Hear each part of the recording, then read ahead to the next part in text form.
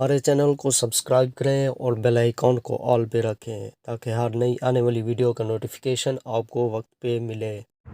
मैं आपको बता दूं, आज ये हुकूमत या इधर गई या उधर गई। और मैं आपको ये भी बता दूं, मैं उस बाप की बेटी हूँ जो आर्मी के गेट नंबर 4 के सामने सिविल लेके बैठा रहता था। मैं उस बाप की बेटी हूँ जो जर्नैलों की बड़े अच्छे से बूट पॉलिश करता था। मैं उस बाप की बेटी हूँ जो ज़ियाउल्लाह का फेवरेट सिलेक्शन था। और देखे ना, ऐसी जादू भरी किसी की पर्सनैलिटी हो सकती है। बाबूजी यहाँ पाकिस्तान में बैठे हुए हैं, यूं चुटकी बजाई और लंदन में फ्लैट से खड़े हो गए। अब मैं आपको क्या क्या बात बताऊँ बाबूजी की, हाँ हसन हुसैन कितने छोटे छोटे थे और यूं उनकी चुटकी बजाई और यूं उनकी कंपनीज भी खड़ी कर दी लंदन में।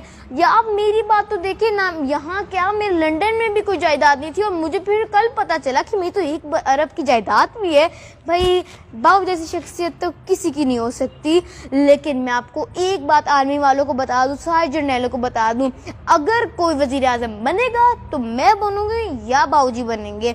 अगर आपने चाचू शहबाज शरीफ का नाम भी लिया ना वज़ीर-ए-आज़म के लिए, तो मैं कुछ अपने आप को कुछ कर दूंगी। जब तक मैं और बाबूजी यहाँ हैं तो चाचू शहबाज शरीफ का कोई नाम नहीं लेगा।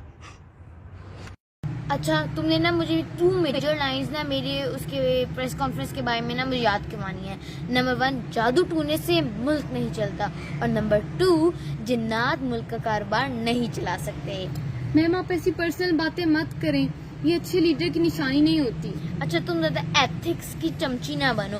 अच्छा, नंबर 3 भी याद करवाओ, शेर की खाल पहनने से बंदा शेर नहीं बन जाता। मैम ये लाइन तो पूरी जाके बाबूजी पे फिट हो, या बाबूजी बहुत ट्रोल होंगे इसकी वजह से सोशल मीडिया पर। तुम बस प्लीज।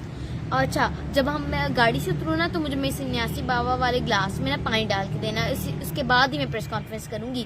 मैम एक तो आप जादू तोड़ने की बातें कर रहे हैं, फिर आप सन्यासी बाबा वाला ग्लास भी लेके जा रही हैं, किसी एक साइड पर रहे ना। मुझे नहीं पता।